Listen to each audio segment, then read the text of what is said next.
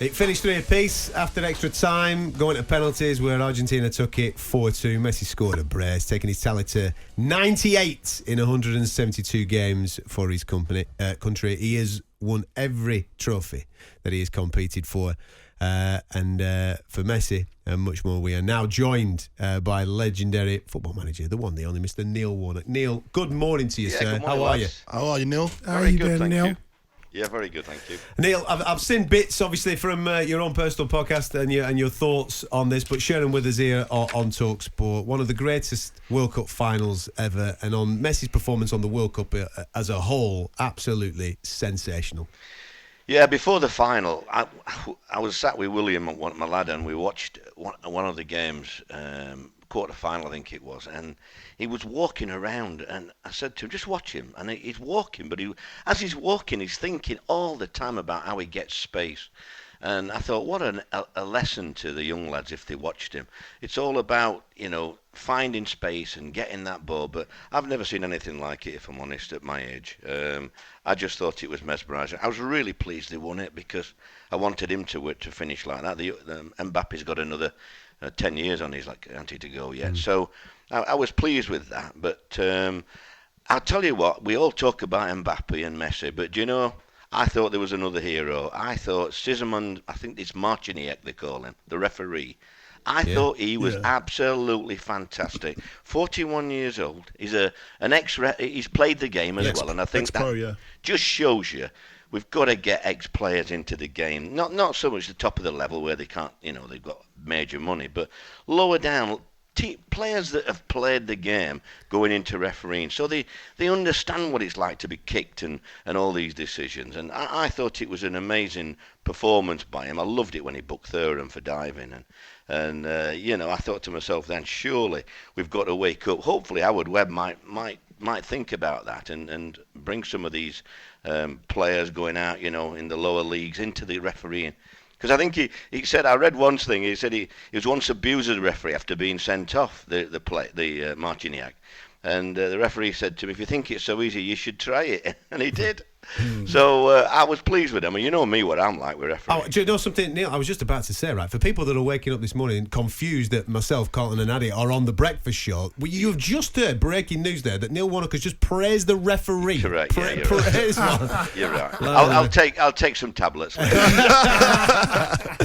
On Messi, though, we just heard Adrian Durham, who was on the broadcast at the weekend here on talkSPORT, saying that the debate is now over, Neil. Is it over for you? Is he the greatest of all time? Well, he is at the moment, yeah. He is because Mbappe's only just started. Well, I say starting. He's got years to come. I mean, there's nobody else that could have done what he did for France. And I just love the thought of watching him. It was... When it came up, I thought, it's not going to be a good final, this, but we've got two of the best players ever in the world. So something might happen. And it didn't let me down. I know it finished in a fantastic final and one everybody's saying is the best, but we're talking about 40 minutes. I think it's not dissimilar to when I look back at the games I've watched where I've thought at the end, like Liverpool coming back in Istanbul. And Man United's Champions League treble in 99, I think it was. I think, there's games... And, when you're my age, you go back to the World Cup in '66. I was 18 then. So that was more of a game for 90 minutes, whereas this was 40 minutes. I mean, the first 60, 50 minutes, I thought was just one-sided, really. Sorry, boys. I'm just, from a managerial point of view, how would the domestic managers now, welcoming those players back from World Cup situation, how would you manage that now, getting back into domestic football this week? I don't think it's as difficult with it being this time of the year, mate, because all the other lads have been keeping fit and they've had friendly games and things like that. I think yes, if you played in the losing final and you might be down a little bit, I think psychologically the manager will be putting an arm around him, won't he, and tell him forget that, how far did you get? It's an achievement and things like that, and let's get back on with it. But it will be interesting. I think I'm looking forward to seeing how Arsenal start the next part of the season now. I've no problems with Man City. I think their players have done it all before. Whereas it'll be interesting to see if Arsenal can maintain what they've started and make it into a real exciting second half of the season.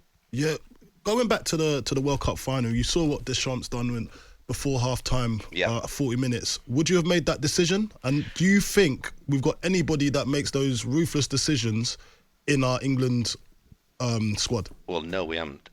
I set that up, did I? But talking on the first point, I think when you're 2-0 down and you're getting bossed, you have to do something. The one player that wasn't getting a look in was Mbappe. So how do we get him into the game? We've got to give him more of a free role. And so the alternative was let him go and roam about up front. And I just think that was a very, very, well, obviously, after the event, everybody can say it was a great decision. But I didn't think he had anything to lose. They're already going out the tournament. Yeah.